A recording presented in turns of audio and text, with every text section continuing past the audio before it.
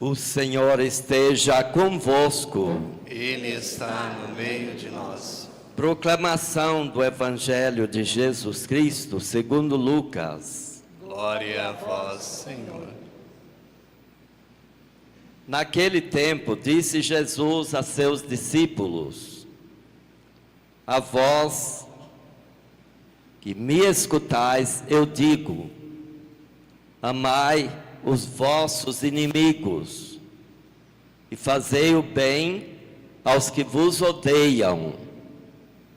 Bendizei os que vos amaldiçoam e rezai por aqueles que vos caluniam. Se alguém te der uma bofetada numa face, oferece também a outra. Se alguém te tomar o manto, deixa-o levar também a túnica. Dá a quem te pedir, e se alguém tirar o que é teu, não peças que o devolva. O que vós desejais que os outros vos façam, fazei-o também vós a eles. Se amais somente aqueles que vos amam, que recompensa tereis? Até os pecadores amam aqueles que os amam. E se fazeis o bem somente aos que vos fazem o bem, que recompensa tereis? Até os pecadores fazem assim. E se emprestais somente àqueles de quem esperais receber, que recompensa tereis? Até os pecadores emprestam aos pecadores para receber de volta a mesma quantia. Ao contrário, amai os vossos inimigos, fazei o bem e emprestai, sem esperar coisa alguma em troca.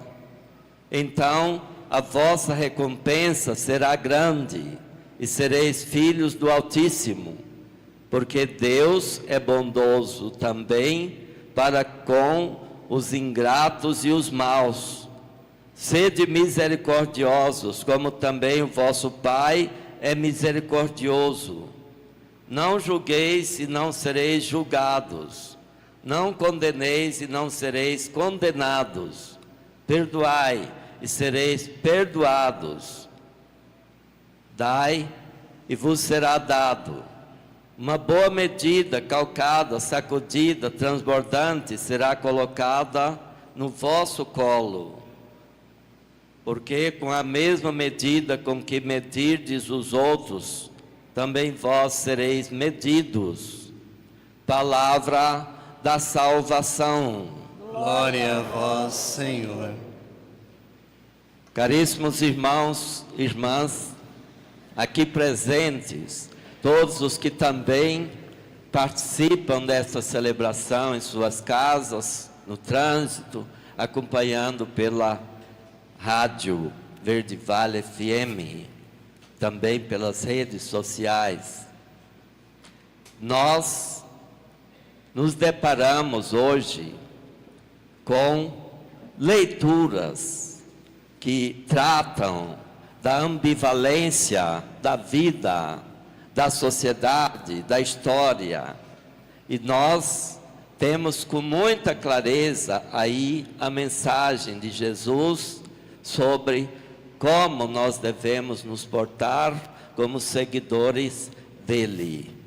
Vamos começar com a carta de São Paulo aos Coríntios, que fala de dois homens. Um é o homem natural. Esse homem, se formos analisar a partir das Sagradas Escrituras, é aquele que veio do barro. Adão significa aquele que é feito do barro. É o homem natural. É um ser vivo, diz o apóstolo Paulo. Mas existe o outro homem que não veio do barro, ele veio do alto. Ele é um espírito vivificante, um espírito que dá vida ao o ser vivo e o espírito que dá vida. Ele está falando aí do Cristo que encarnou-se para nos dar vida, que morreu para nos dar vida. Esse é o homem espiritual que veio do alto para dar vida. Bom, começando com a criação. Houve na história várias fases da vida. Nós até estudamos aí as etapas. A pedra lascada. Aqui na nossa região nós temos muitas machadinhas de pedra que os goianos antigos chamam de a pedra do raio. Eu mesmo tenho uma, deve ter mais de 2000 anos. Essas pedras, eles acreditavam que era uma pedra do raio, porque acha no Chapadão onde não tem pedra nenhuma. E eles pensavam, é o raio. Na verdade, os primeiros habitantes que viviam nas cavernas, deixaram lá suas pinturas, eles vinham caçar e perdiam essas machadinhas, onde não tinha pedra. Essa é a primeira era da humanidade. Mas depois começaram a inventar os utensílios, os potes para colocar a água, as travessas para colocar o alimento, e passaram a pintar neles. Estou falando aqui da nossa região.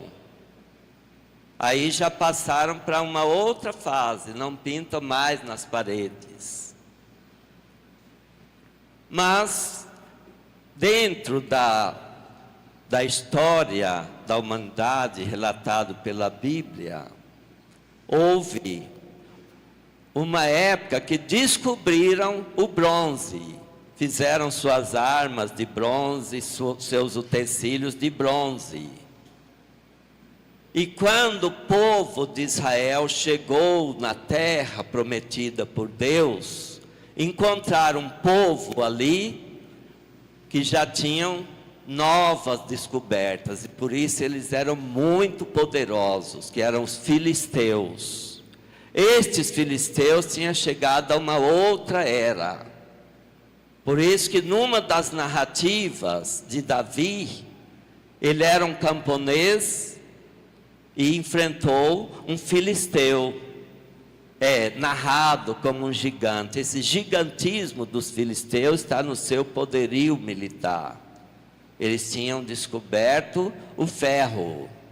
O bronze é muito mais fraco do que o ferro. Eles chegaram a uma era, que era a era do ferro. O rei Davi, antes de ser rei, ele foi um soldado filisteu, chamado mercenário. Ele se infiltrou, se alistou no exército filisteu com um propósito. O propósito era descobrir o segredo dos filisteus. E lá aprendeu a fundição do ferro. E trouxe essa tecnologia para os hebreus, para o povo de Deus. Por isso, o rei Davi e várias outras tribos começaram a ser temidas por causa dessas descobertas. Tanto assim que o rei Davi, ele foi nomeado rei antes da morte do rei. O rei era Saul. Mas ele foi nomeado rei de algumas tribos do sul, as tribos de Hebrom. E como o rei Saul começou a desagradar a Deus, a não seguir os seus preceitos, As tribos lideradas por Saul, do qual ele era rei, passaram a apoiar o rei Davi. Por isso essa guerra interna dentro do próprio povo, que nós ouvimos aqui no livro de Samuel. Saul querendo matar Davi. Aí só para entender bem essa guerra interna que há dentro das famílias, há dentro da sociedade, em todo lugar. Mas, além de ser um forte guerreiro, Davi tinha uma marca mais importante. Ele respeitava a vida das pessoas. Ele era misericordioso. Ele tinha compaixão. E como ele não pode enfrentar um exército de Saul, eles usam outros meios. Os fortes na guerra também dormem. E numa gruta está lá Saul dormindo com os seus assessores mais perto, seus soldados mais valentes, e entra sorrateiramente o rei Davi, com seus assistentes. E ali está dormindo o rei Saul. Os assistentes matam logo. Ele não, ele é ungido do Senhor. Ele foi ungido por Deus. Eu não vou fazer isso. Tira a lança, tira a bilha de água e sai, deixando Saul vivo. Essa aí é uma das marcas dele, que ele vai usar a vida toda depois como rei de todo Israel, porque todas as tribos do norte o elegeram depois o rei. E foi o único rei que teve a unidade de uma nação. Salomão já não agradou tanto. E quando Salomão morreu, acabou o reinado, virou 2 reinados que brigaram entre si a vida toda, até acabar os 2. Mas veja bem, a unidade ele buscou, é outra marca dele, coisa que a família tem que buscar, coisa que a sociedade tem que buscar, viver na unidade. Há pessoas que não gostam da gente, há pessoas que falam mal da gente, há pessoas que maltratam, e Jesus nos ensina sobre isso. É o evangelho de hoje. Amai os vossos inimigos. Se você odeia os seus inimigos, é o que eles fazem. Se eles são seus inimigos, eles odeiam você. E se você os odeia, você se iguala a eles. Jesus traz uma nova lei. É preciso ser diferente do inimigo. E a diferença se faz amando. Ele fala mal, fala bem dele. Ele odeia, ame. Ele calunia, reze por ele. Não se deixe afetar pelo inimigo. Leva um tapa numa face, mostre a outra. Isso aconteceu com Jesus. Levou uma bofetada numa face. Ele mostrou a outra. E sabe como que ele mostrou? É só para exemplificar aqui. Ele perguntou para o soldado que deu a bofetada nele: por que você fez isso?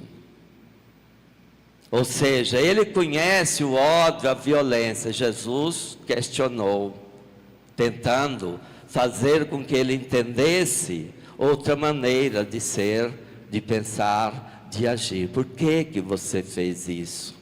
E acrescentou: por acaso eu lhe fiz algum mal? Se a pessoa não pensa diante de um questionamento desse, essa pessoa não tem inteligência nenhuma. Mas se ela pensa, ela vai já descobri, de fato, ele não me fez algo mal nenhum. E ela vai começar a olhar a outra face, o outro lado. E foi com atitude assim que Jesus arrancou destes soldados coisas assim. Quando viram ele na cruz, aqueles que maltrataram, de fato, este homem é verdadeiramente o Filho de Deus. Foi essa a conclusão deles. Ele não chutou a canela de ninguém, ele não agrediu ninguém dos que agrediam. Ele seria morto do mesmo jeito. Foi morto do mesmo jeito, mas eles mudaram a sua maneira de pensar. Porque não foram odiados. E ainda tiveram que ouvir: Pai, perdoa-lhes. Perdoa-lhes, Pai, porque eles não sabem o que fazem. E não sabiam mesmo. Eles não sabiam quem era Jesus. O que eles sabiam, o que disseram para eles, e não o que ele era. Nós precisamos olhar, sobretudo para esses que ficam falando mal dos outros dentro da família. Todos vocês sabem disso, né? Dentro das famílias, uns falam mal dos outros. Parem com isso. Mas se falam mal de você, não deixe de amar. Rezem pelo seu parente, rezem pelos seus inimigos. É assim que nós mostramos a outra face. É assim que nós somos verdadeiramente cristãos. E é assim que a igreja deve proceder. A gente vê muitas coisas aí na internet, as pessoas atacando a igreja, outros defendendo. Nós temos uma missão. A missão é anunciar o Evangelho, é anunciar a boa notícia da salvação. Essa que é a nossa missão. Outros vêm, ainda me mandam essas coisas, e eu sou bravo com isso. Ainda vem mandando coisas, dizendo como deve vestir dentro da igreja, como deve usar o sapato. Eu vi uma senhora com um salto alto lá, o vídeo que eu recebi semana passada, tem até o sapato que deve usar. Eu disse, e ainda disse depois, todo padre deve dizer isso, que esse padre está dizendo. Eu falei, por quê? Os outros padres têm outra preocupação, é cuidar dos doentes, é anunciar o Evangelho, é ir às residências, como eu ainda tenho na lista ali, porque são muitos que pedem, a gente ainda tem e rezar para levar a paz às famílias. É isso que deve ser nossa preocupação. Vou ficar preocupado com roupa, com o que vestir, com o que calçar? Cada um vem com o que tem na sua casa, no seu guarda-roupa. Não tem que ficar atrás de roupa, de coisas e mais coisas para vir à igreja, não. Usa na simplicidade o que você tem. Isso não muda a sua essência de ser humano, de ser vivente, mas muda a sua essência, é aquilo que está no seu coração, é o proceder que vem do seu coração. É isso que mais importa, e é isso que Jesus quer tirar de cada um de nós, para tornar cada um de nós um discípulo seu, alguém que completa a criação daquele homem que vive, que veio do barro, tornando este homem semelhante a Deus. Por isso, olha o que Jesus disse, e aqui encerram: sede misericordiosos, como o Pai do céu é misericordioso. Isso é o que mais importa. Pela misericórdia, compaixão, amor, nós vamos um dia estar frente a frente com Ele e seremos semelhantes a Ele.